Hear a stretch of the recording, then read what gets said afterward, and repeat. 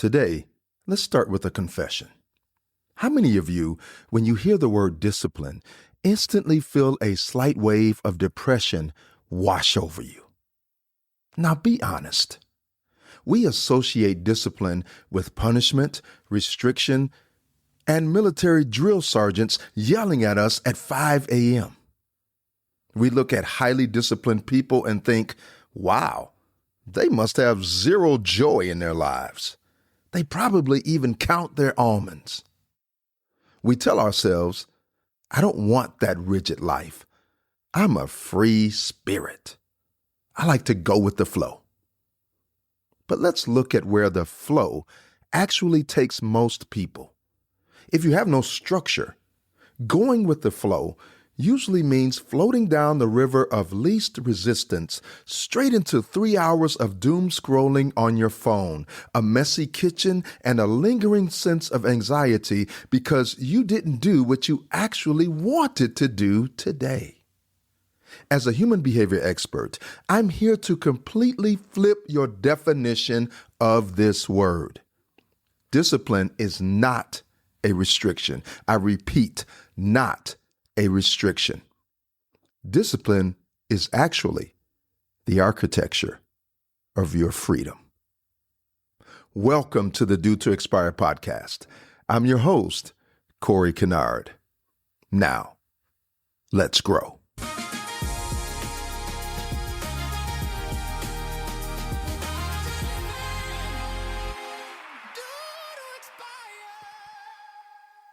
Before we jump into this episode today, I want to remind you that this episode is presented by the No Negative Energy Life brand, a life coaching resource and media edutainment outlet that seeks to help human beings to consciously expose and diminish the impact of negative thoughts and ultimately replace them with positive ways of thinking that will increase one's ability to thrive. Check us out at nonegative.energy. That's no negative, all one phrase, .energy. When you don't have structure, your brain is forced to make hundreds of micro decisions every single day. What should I eat? When should I work out? Should I answer that email now or later? This is a recipe for decision fatigue. By the time 6 p.m. hits, your willpower is fully flatlined, and you're eating cereal out of a plastic cup over the sink. Today, we're going to look at the behavioral science of how to build a structured life that doesn't feel like a prison, but instead feels like a launching pad. Almost everyone tries to change their life using the exact wrong tool. They try to use willpower, but willpower fails us far too often. How so, you might ask?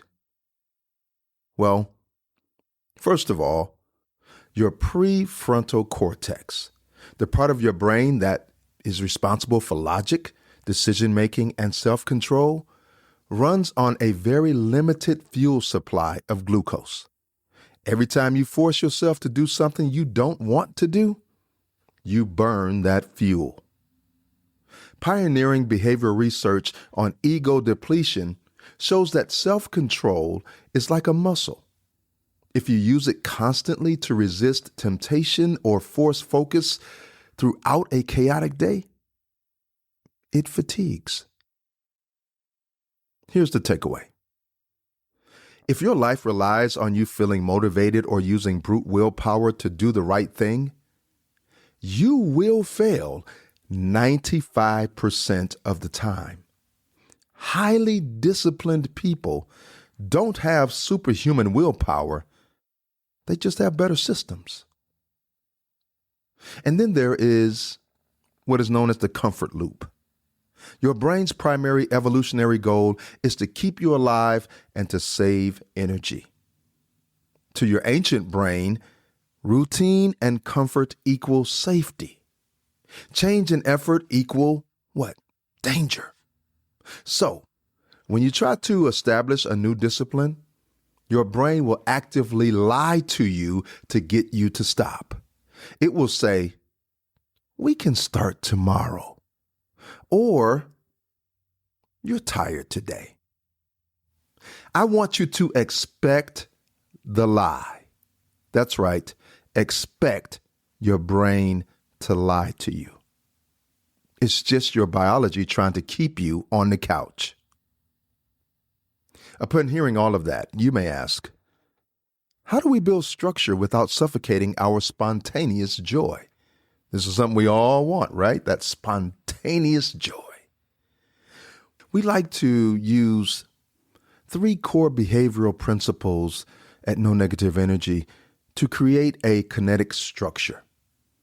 Principle number 1, anchor habits. Don't try to reinvent your entire day at once.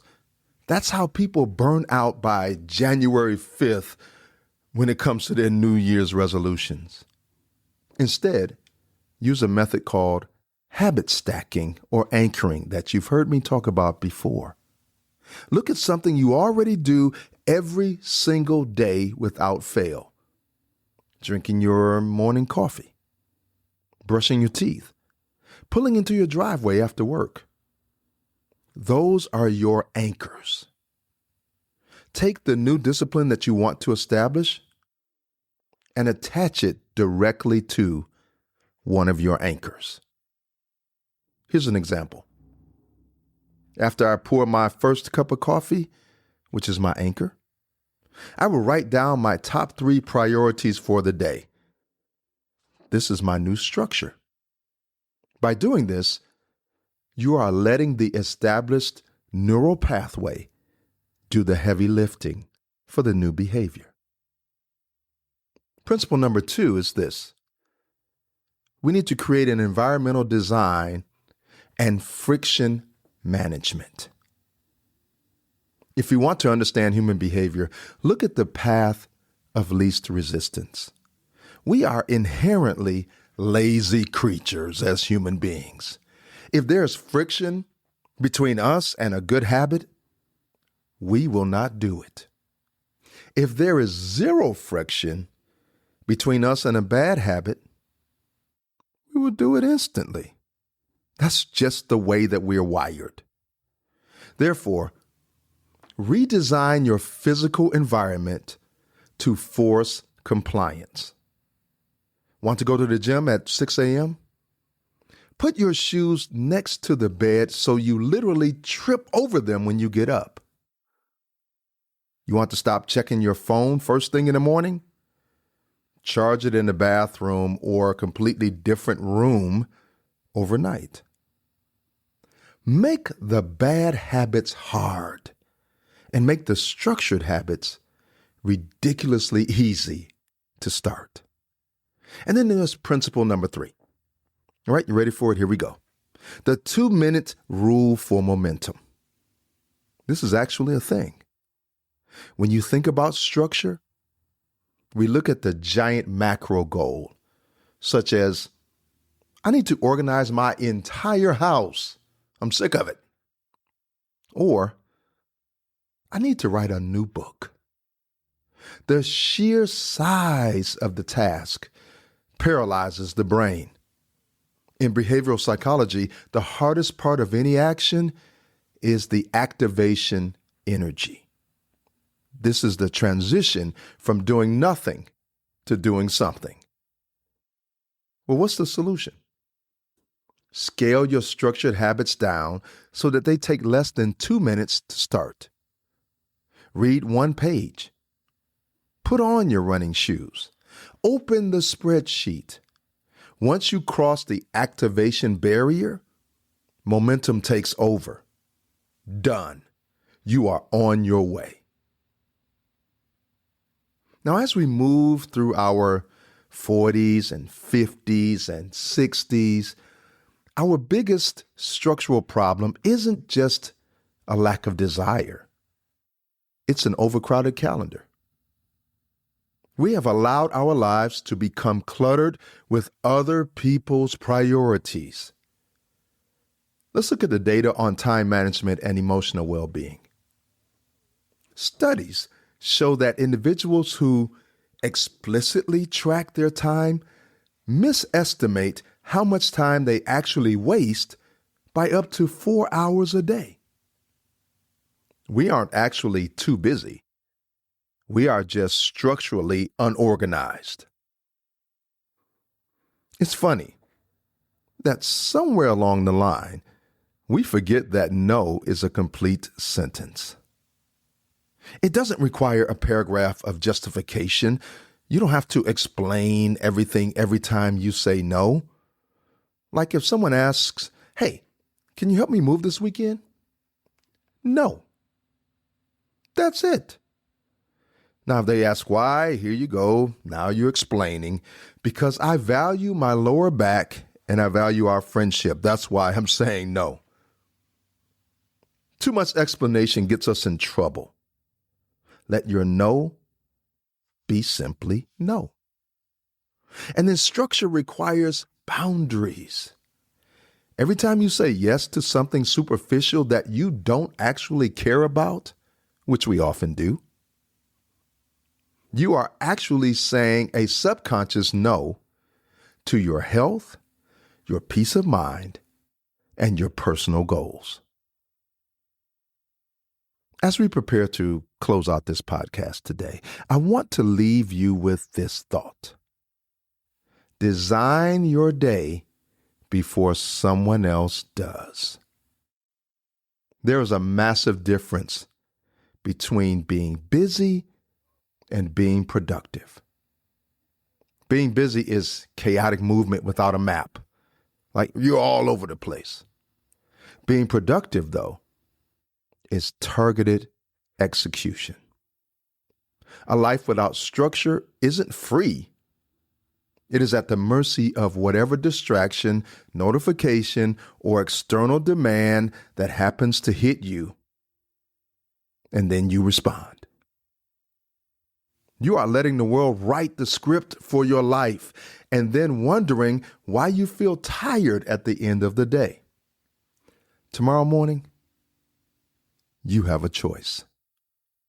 You can let the day happen to you, or you can dictate how the day goes. Choose one anchor habit. Manage the friction in your environment.